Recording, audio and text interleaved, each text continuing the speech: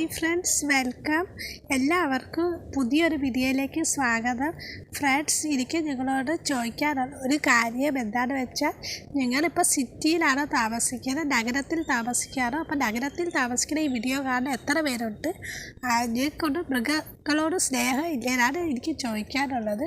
എനിക്കിങ്ങനെ ചോദിക്കാൻ തോന്നിയത്, ഞാനിപ്പോൾ വീട് വാടകയ്ക്ക് അന്വേഷിക്കുകയാണ്.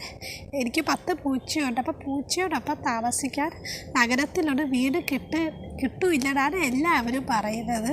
പൂച്ചയോടൊപ്പം താമസിക്കണമെങ്കിൽ സിറ്റിയിൽ മാറി താമസിക്കണം, കുറച്ച് ഉള്ളിലോട്ടൊക്കെ പോയി താമസിക്കാൻ. അവിടെ മാത്രമേ പൂച്ചയോടോ അല്ലെങ്കിൽ പെറ്റ് ഫ്രണ്ട്ലി വീട് കിട്ടുമെന്നാണ് എല്ലാവരും പറയുന്നത്.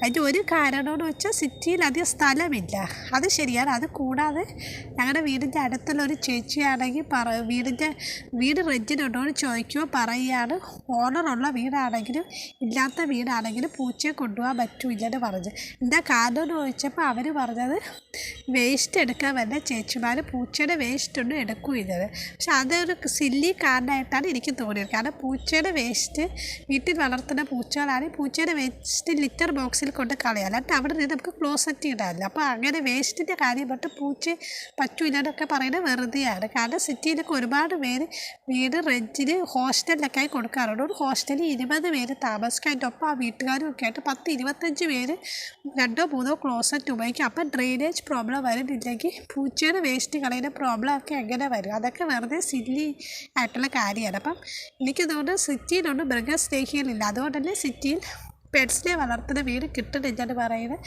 പെറ്റ്സിനെ വളർത്തണമെങ്കിൽ അങ്ങ് ഉള്ളിലോട്ട് പോയി താമസിക്കണമെന്ന് പറയുന്നത്. അതുകൊണ്ടാണ് ഞാൻ ഈ വീഡിയോ ഇങ്ങനെ ഇട്ടത്. പിന്നത്തെ വീഡിയോ ഇത്രയേ ഉള്ളൂ. Okay friends, thank you.